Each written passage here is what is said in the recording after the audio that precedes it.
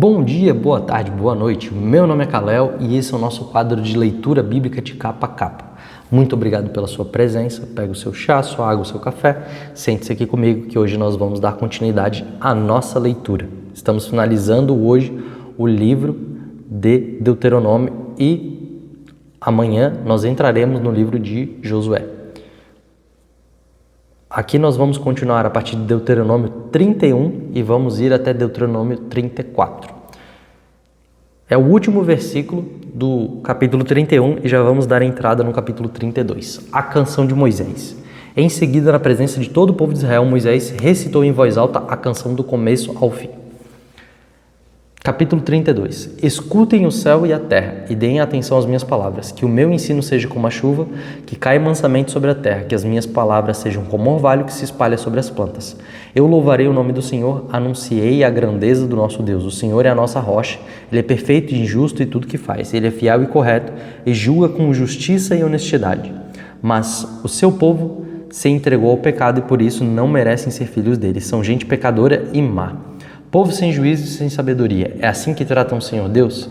Ele é o seu Pai que os criou, foi Ele quem fundou e firmou a nação de vocês. Lembrem do passado, daquilo que aconteceu há muitos anos. Perguntem aos seus pais o que aconteceu e peçam aos velhos que lhes contem o que passou.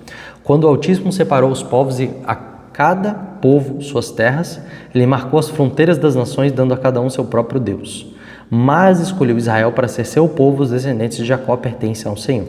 Deus os encontrou perdidos no deserto, numa região onde viviam animais ferozes, chegou perto, cuidou deles e os protegeu como se fossem a menina dos seus olhos.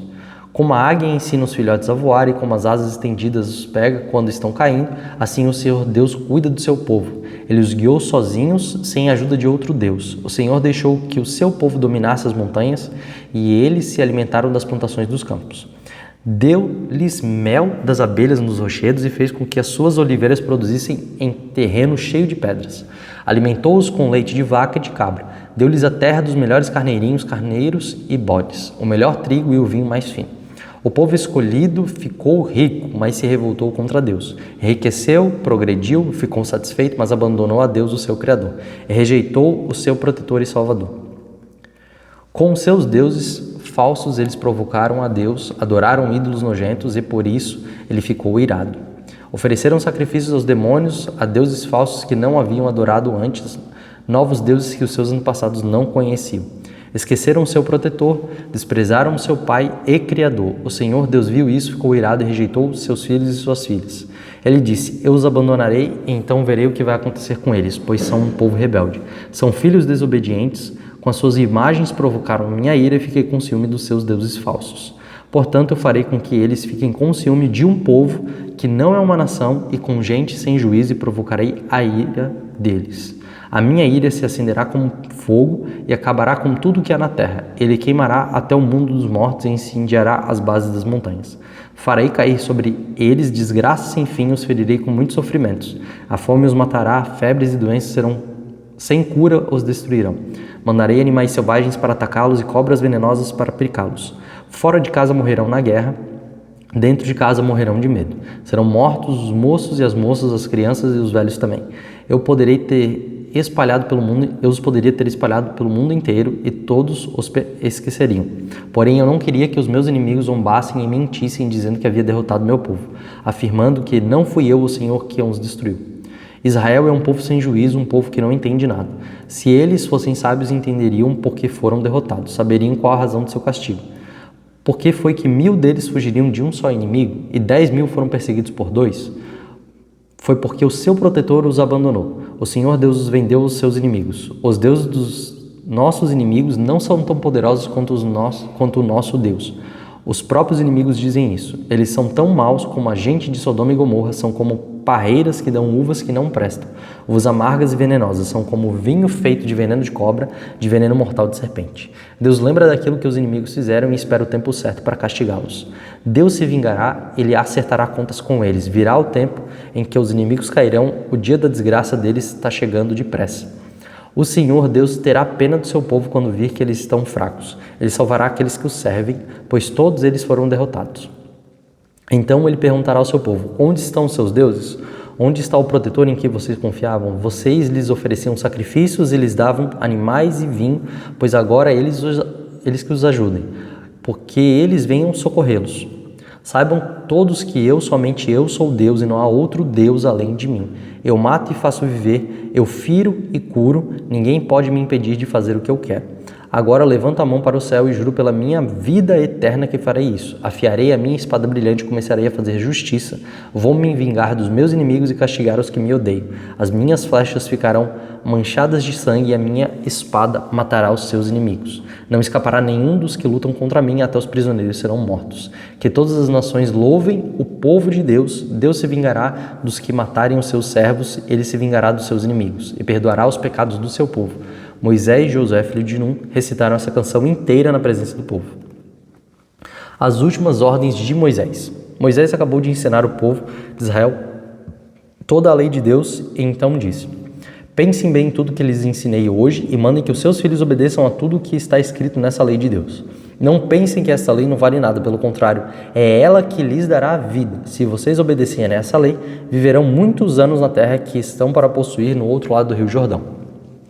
Naquele mesmo dia, o Senhor Deus disse a Moisés: vá até a terra de Abarim, na terra de Moabe, e suba no monte Nebo, na altura de Jericó, que fica ao outro lado do rio. Lá de cima você verá a terra de Canaã, que estou dando ao povo de Israel. Você vai morrer ali no monte, como Arão e seu irmão morreu no monte Or. Vocês dois foram infiéis a mim diante do povo de Israel, quando estavam perto das fontes de Meribá, não longe da cidade de Cádiz, no deserto de Zin. Vocês dois me desrespeitaram, por isso você verá de longe a terra que eu estou dando aos israelitas, porém não entrará nela. Capítulo 33.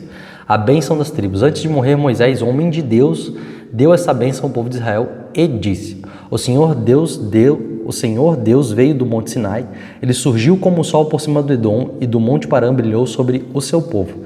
Com ele vieram milhares de anjos e à sua direita havia fogo. O Senhor ama o seu povo e protege os que são dele. Ele fica sentado diante dele e aprende. Eles ficam sentados diante dele e aprendem as suas leis.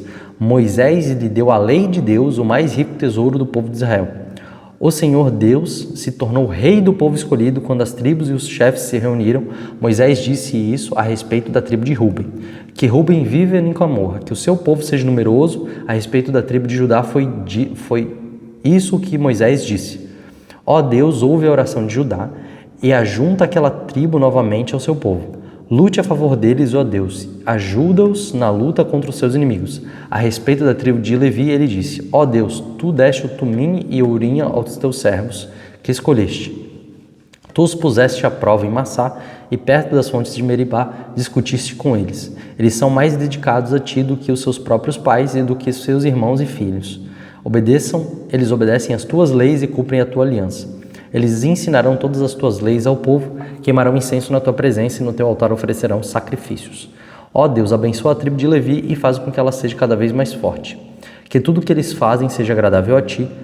Acaba com seus inimigos para que nunca mais se levantem. Moisés disse a respeito da tribo de Benjamim: o Senhor Deus ama a tribo de Benjamim e sempre guardará. Deus cuidará deles o dia inteiro e eles viverão debaixo da sua proteção. A respeito da tribo de José, ele disse: que o Senhor Deus abençoe as terras de José, dando-lhes muitas chuvas do céu e fonte das profundezas da terra. Que Deus dê a essas terras frutas amadurecidas pelo sol e os abençoe com boas colheitas. Que os montes antigos produzam ricas colheitas e que Deus abençoe a terra de tudo que há nela, dando-lhe tudo que é bom. Que o Deus que apareceu nos espinheiros em fogo seja sempre bondoso para com eles. Que todas as bênçãos venham sobre a tribo de José, pois ele foi o mais importante dos seus irmãos. Ele tem a beleza de um touro novo, chifres como os de boi selvagem. Os seus chifres são os milhares de pessoas da tribo de Manassés e as milhares e milhares da tribo de Efraim. Como eles, José ataca os seus inimigos e persegue pelo mundo inteiro. A respeito das tribos de Zebulon e de Zacar foi dito o que Moisés disse: Zebulon fique rico no comércio com outros países e Zacar enriqueça negociando dentro do país. Eles convidam os povos que vieram à sua montanha e ali oferecem os sacrifícios aceitáveis a Deus. Eles aproveitam os enormes recursos do mar e as riquezas das suas praias. A respeito da tribo de Gade, ele diz: bendito seja Deus que aumentou as terras de Gade. O povo de Gade espera como um leão, para arrancar ao inimigo um braço ou mesmo a cabeça. Eles ficaram com a melhor parte da terra prometida, foi-lhes dada a parte que cabe ao chefe. Obedeceram às leis e os mandamentos do Senhor quando os líderes do povo se reuniram. A respeito da tribo de Dan, ele disse: Dan é como um leãozinho que vive sentado na terra de Bazã.